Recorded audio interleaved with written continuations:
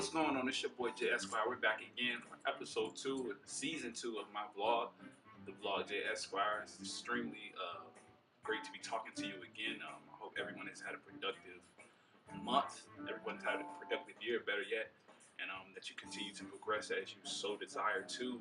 Today, background music we have playing is the Yellow Jackets. I decided to go through and say and touch that because that was like one of my brother Vince's favorite bands. I rest his soul. But today we got a couple topics.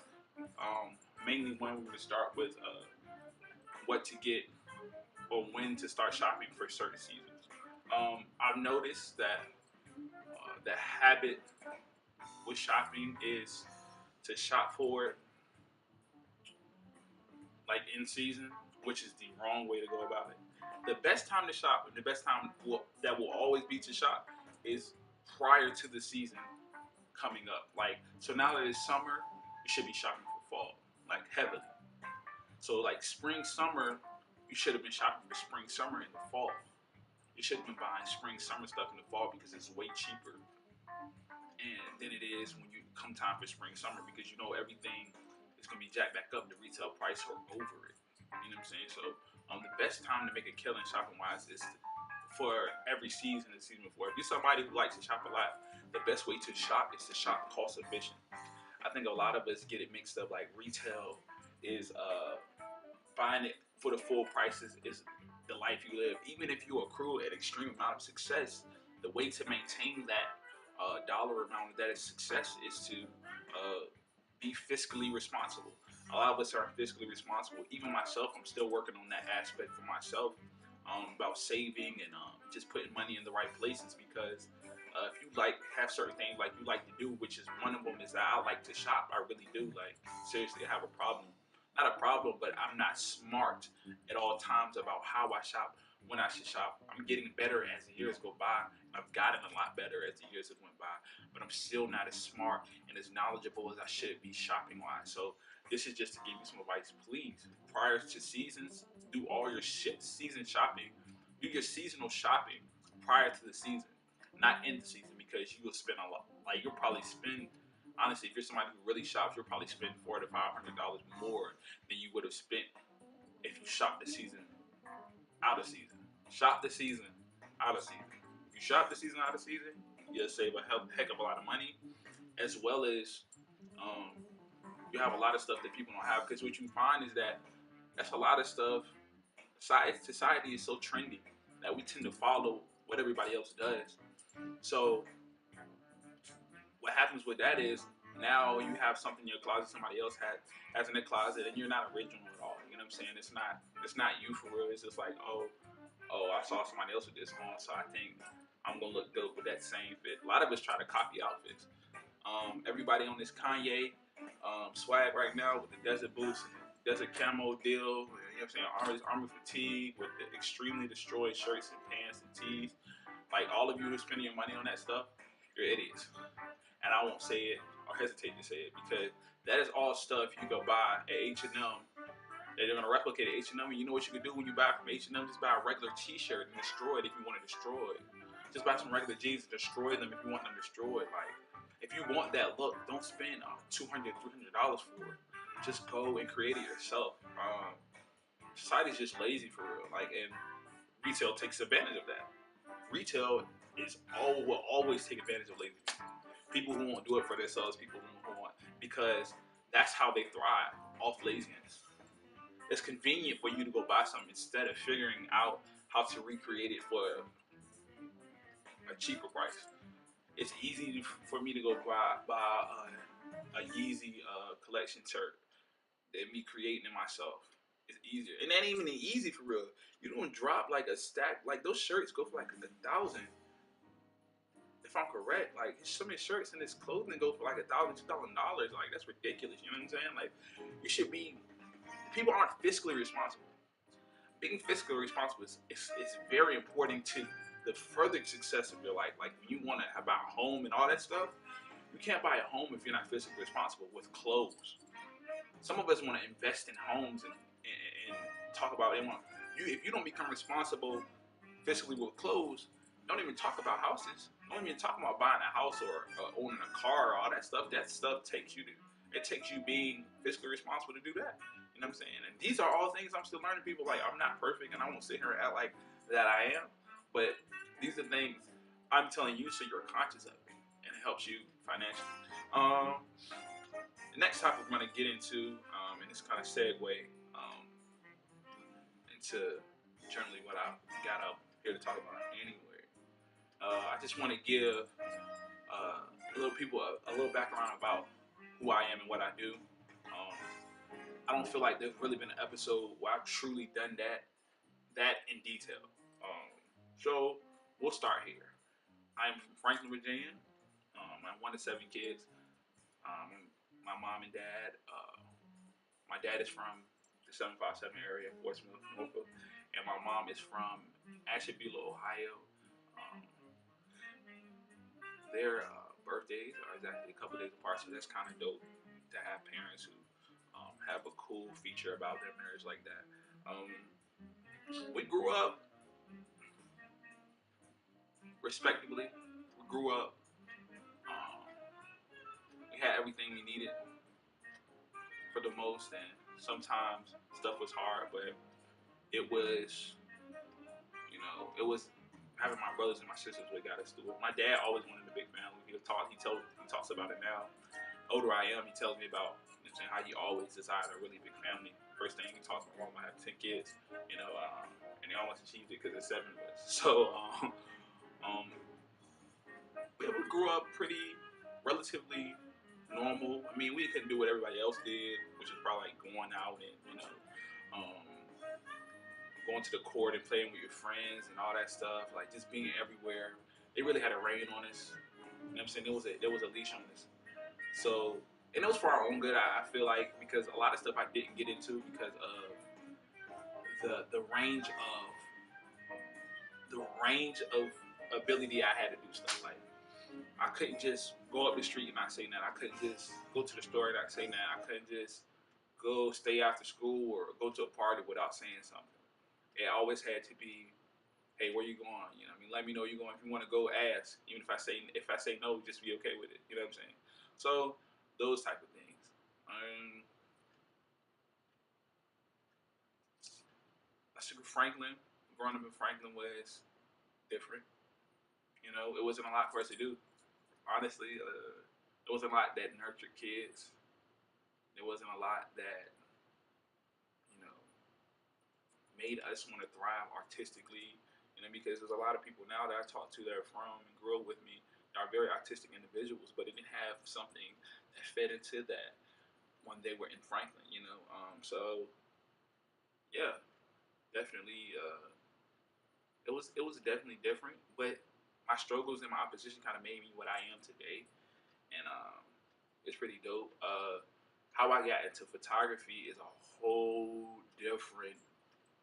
It has everything to do with how I was raised and stuff. Because I always had a love for it when I was younger, and even photography and my design stuff. Because I do custom tailoring and stuff now, and I have a sewing machine. I've been sewing for a while now. But even how I got into that, it's a whole story about it. So we start somewhere. We'll start with how I got into tailoring. So kind of how I got into sewing was, I just got to a point in life where I was just tired of looking like everybody else.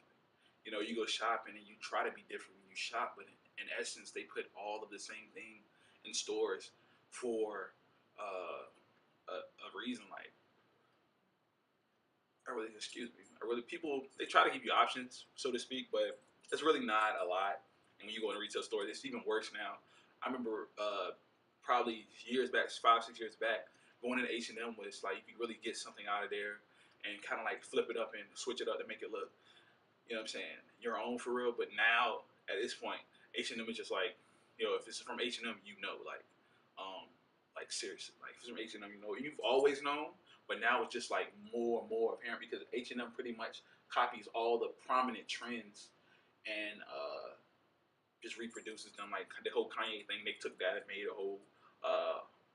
They replicated a lot of his designs and stuff in their stores and all that. But I really think just because I just wanted to not look like everybody else. So probably a year or two ago, my mom was always someone who liked sewing. She always liked to delve in that aspect of things generally. So um, I always watched, but I never thought I would like get into it. So probably in the last 2 years, too, like I said, I took some extreme interest into it, and that's why I started sewing myself. Started getting a couple pieces. Actually made a tank top or two, and customized a couple of my pants. I took into hems and all that stuff, and I really figured I could be pretty good at it. I pursued a couple of tailoring jobs. I didn't get them, um, but that never discouraged me from continuing to sew. I still sew now, not as much as I have been or I was at one point, simply because of the photography aspect of things picking up. Um, and that happened. The photography happened. That kind of segues into the photography because the photography happened because of the clothing. Like me wanting to, I shot a fall lookbook last fall, this past fall, and I didn't have anybody taking pictures. I was hitting up people. I would pay somebody. Like nobody was getting back to me. Like you know what I'm saying. So I told my brother, my boy. Shout out to Johnny Simmons, my brother from another mother and father, for his belief in what I could do or seeing the vision for me. He was like, "Look, you just do your thing. I'll get a camera and just make it happen." You know what I'm saying. So long story short, got a camera, made it happen. Um, and the rest is history. I kind of started off the first couple months with just shooting my lookbook.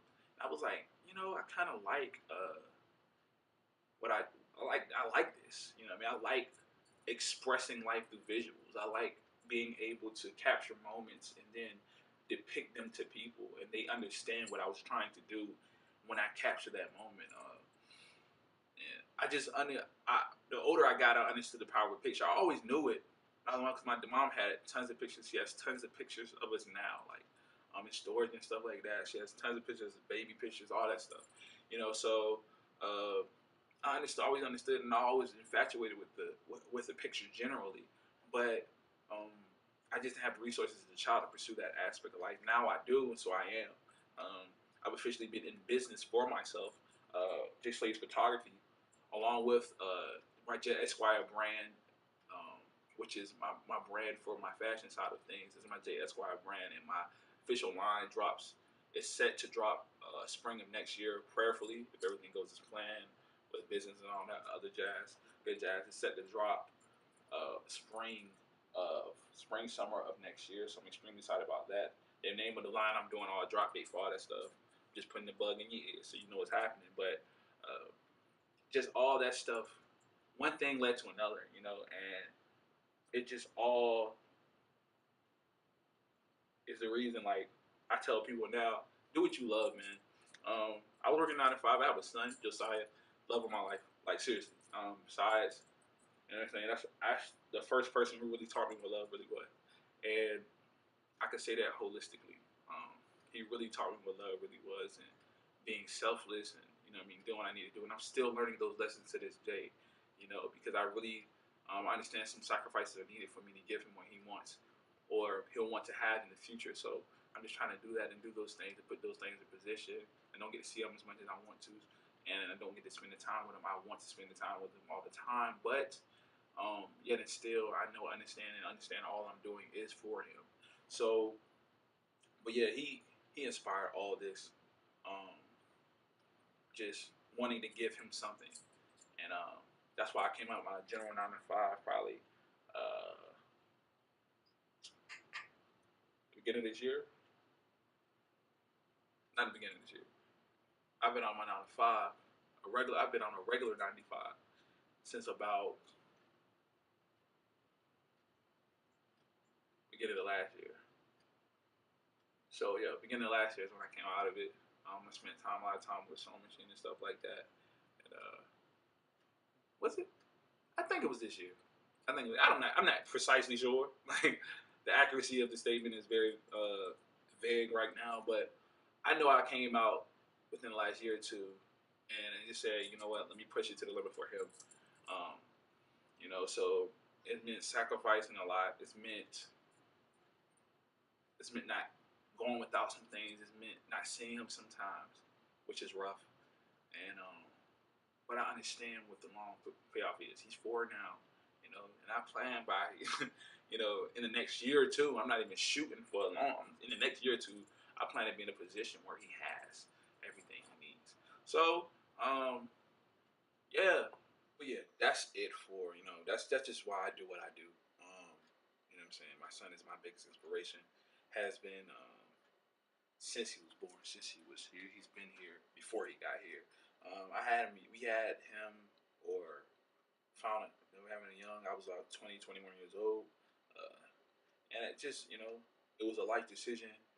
It's a pivotal choice in life. Some people abort. Some people, what I'm saying. I just didn't believe in that, and I still don't. But it's your choice. It was your choice, but it's the best decision I've ever made in my life. Just take responsibility. A lot of things we don't learn what we need to learn from because we don't take responsibility for the mishap, for the problem or the issue. So, but he's the best thing that ever happened in my life. He likes taking pictures. He's one of my models now for J Slade's photography. He's one of my models now that I use quite frequently. So, um, yeah, definitely inspiration for everything I do, and I'm absolutely grateful to have him in my life.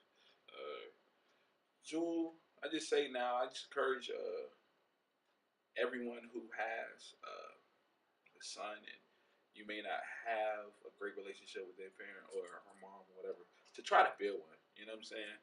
If you're getting flack or having difficulty doing that, then you know what I'm saying. Just continue to be what you do what you're doing. You know what I'm saying. I know it's not always easy on both ends. I'm extremely blessed. My son's mom is amazing. She goes above and beyond for him. There's nothing I can't ask of her and tell her I need for him. She won't handle it. He stays with her in Richmond, and he doesn't. You know what I'm saying. So it's definitely she's definitely like you know a great mom. Like I know baby moms and baby fathers get a bad rap. There's a bad kind of thing with that, but my situation is great. Like I couldn't ask for a better situation. His mom is older than me, about 6, 7 years, but like I'm old dog. I'm joking. I'm joking. I'm joking. I have a preference for maturity. I think that's in my case, but yeah. I mean that's my business. You know what I'm saying? I ain't y'all business. I get just beta y'all. That's what I'm talking about. I just beta. But yeah, man, she's a great mom. Great situation. Great relationship. Um, you know, uh, Extremely supportive, and I respect the heck out of her. She's awesome. So yeah, you should really push to have that, fellas. If you don't have that in your life, if you have a son, mom, whatever, and vice versa for women. If you have a father who's really giving effort, show him. You know what I'm saying? He's really giving effort. Don't give him a hard time. You know what I'm saying? Work with him. You know what I'm saying? You're not easy to deal with either. Vice versa. You both are difficult to deal with. Y'all that's the reason y'all not together. Y'all still have a child. You know what I'm saying? Because y'all found difficulty dealing with each other. So just make it work.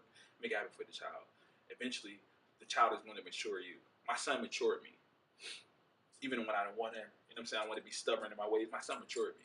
So let it happen. Let him mature you. So I'm gonna get out of that. You know what I'm saying? I said way off because I'm not even supposed to be getting into, but that was kind of the reason. But yeah, that's why everything I have exists. That's a little bit about my background, why I do what I do, how I do what I do. All that good jazz. But we're gonna segue into the last part of everything, and I'm gonna get into a couple of my favorite shoes. Now, this is going to segue and it's going to tie into the beginning of the episode where I was talking about um, bargaining and shopping in and out of season. This ties directly into it. I only got a couple pieces for you, and I'm going to show you the shoes. I always speak and I preach shoes as an accessory. A shoe is an accessory. Shoes are necessary to have. They're accessories. Accessories are necessary for your outfits to look amazing. See all these accessories I have on? Accessories. Accessories, you need them. You gotta have them. You know what I'm saying? So, two of my favorite accessory shoes are. We'll start here with an older pickup, which is the Cole Haan Air Connor. I got this shoe in the fall. I got this shoe in the winter. This is a spring colorway. I got this shoe I've had it probably a year and a half now. I found this shoe at Burlington Coat Factory. Burlington Coat Factory, and I got it for $30. $30. This shoe retails at between $120 and $150. So the fact that I found them for $30 is still like when you find it for that cheap, you gotta get it. You know what I'm saying? I'm a fan of Kohan generally. I don't have a lot of them because they're fairly expensive and it's rare that I find them for a good deal. But when I do find them, I try to grab them. This is one that I have. Definitely a fan. Detail. For those who know and don't know, the older Kohans, they have on the bottom, Nike bought Kohan out. Nike, the Nike shoe company, sneaker company, bought Kohan out. So you see that with a lot of the shoes, lunar lawn soles, and a lot of the sneaker soles. That's why you see right here the Nike Air right there. They bought them out. So that's why you see that a lot of all the Nike or the softer concept or lighter sole concepts with Kohan because of Nike owns them. So that's really why I'm a fan of them because the shoe is so comfortable. Um, this one I bought a size smaller because of it was just a steal. And I wear it from time to time, but it's a bit tight on my foot, so I don't wear it as much because the leather doesn't really stretch like I need it to. But I definitely wear it. I pull it off on a pretty decent basis, not a lot, but it'll be enough to like, whoa, we got on his feet, So, all right, that's now we're gonna stay away from that until a recent pickup. You know, I'm a big fan of simplicity. Simplicity at its finest. Simple makes everything else easier. So this shoe is kind of like the definition is simple. It is a Cole Clark's original Desert Blue, 65th anniversary limited edition one. Limited edition. I found it in Burlington Coat Factory for $35. Had to grab it. Too great of a deal. Too much of a deal. Not to grab it. Shoe very simple, very classic. Suede upper, crepe sole. You can't beat it. As you see, I've worn them, and I've had them probably a couple weeks now, 2 to 3 weeks now. I've worn them already. That's from the tar and stuff, but I don't care. Shoes are meant to be worn, so I wear them. I love this shoe. It's very comfortable. I bought it a size down for what I normally wear as a 13 because in boots I always buy a size down because they're more comfortable that way. They fit me better as opposed to buying a 13, which kind of flops on me. It's kind of spacey and gappy for me. But definitely these are a shoe. If you're gonna have anything, Clark's is a great shoe company to be an owner of. If you're gonna have Clark's, I suggest you buy them. They're very comfortable shoes. Um, there was a Wallaby wave when I was in high school. Shout out to my boy Carl Fongo, Fongy Fong. He's a manager at Urban Outfitters in Norfolk. So if you're in MacArthur or whatever, uh, go check him out. Uh, you'll know who he is. He's probably the swaggiest guy in there. So tall dude, probably my height for real, 6'4", 6'3", 6'4", whatever. So, but yeah, Wallabies were the wave in high school, and while I went Lake Taylor, they were sort of the wave for real. For some cats, for the hipsters, the ones that were hip. A lot of people weren't hip for real, so yeah, they were waves. So I always had my eyes on Clark's, but I never really like got a chance to buy them because I wasn't dropping $80, $90 for a shoe. But yeah, I eventually got these. Great shoe, awesome shoe, comfortable shoe, and I bought it out of season. Again, this is I'm wearing a shoe for real. So I bought it out of season. I've worn it already. It's cool to wear in the summer. It's not the leather is not too heavy where you can't wear it in the summer, but you just got to pick your days for it. But yeah, definitely a great shoe. And again, I encourage you to be knowledgeable when you shop. Shop. Shop wisely. And in the pursuit of your dreams, do what makes you happy. I like shopping, but I know that my dreams come first, so I take care of everything I got to take care of, business wise and financially, and all other aspects as a father. All aspects, and I'm still getting better at those things. I'm not perfect at it. I don't handle it correctly all the time, but it's a part. I'm doing it. I'm making the effort and conscious effort to do it. But you know, running out of time here. You know, I have some other stuff to do, but it's definitely always dope sitting and talking to you guys. This will drop. Sorry, I'm not telling you when I'm gonna drop this. I'm gonna see it when it comes out. But definitely, man, it's always a pleasure talking to you guys. I hope you take all the tips and you take my story and it will inspire you to really pursue your dreams and do it unapologetically and understand that it won't be easy, but it'll be worth it in the long run. You can follow me on Instagram, Kofina_Esquire, as well as my photography page at J Slaves Photography. My website's J.Esquire, www.JEsquirefashion.com. Again, www.JEsquirefashion.com. And like I was saying, if you have any promo, if you have anything you need advertised, I do it all on my J Slate's photography page. I even do shout outs on my Instagram and my Twitter and my Facebook pages as well. So if you need stuff promoted, let me know. We can talk numbers and specifics. I'm not gonna headbang you or what I'm saying, just OD, because I understand everybody's trying to build. So I can definitely work with you pricing wise. So another big ups to David Yukon Mori. He is the owner of Wear My Vest. I've been working with him for about a month or two now.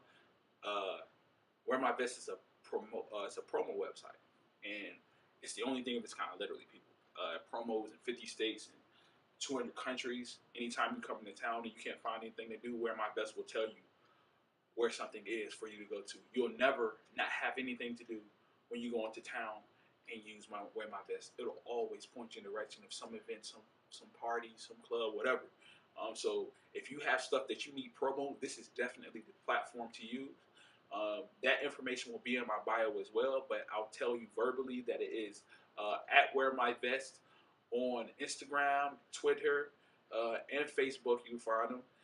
And his website is www.wearmyvest.com. If you need a promo, go check him out. Go follow him. Reach out, and he'll definitely take your business to the next level. But like I said, as well as my website, I promo on my website as well. So if you want to do that, just get with me. If you need photos taken, hit me up for that too. Custom tailoring, I'm getting back into that. I'll let y'all know when I get back up. But man, it's just definitely dope to get up here and share with you guys, and you guys actually listen to me, man. It's so cool. I appreciate you guys' support and your effort to just hear what I have to say. And I pray that all of you have successful weeks and years, better yet, or lives, but even better than that, and continue to prosper. Live free, people. Do what you love and pursue it to the fullest. It's your boy J.Esquire. It's all love at the end of the day. Y'all be easy. Peace.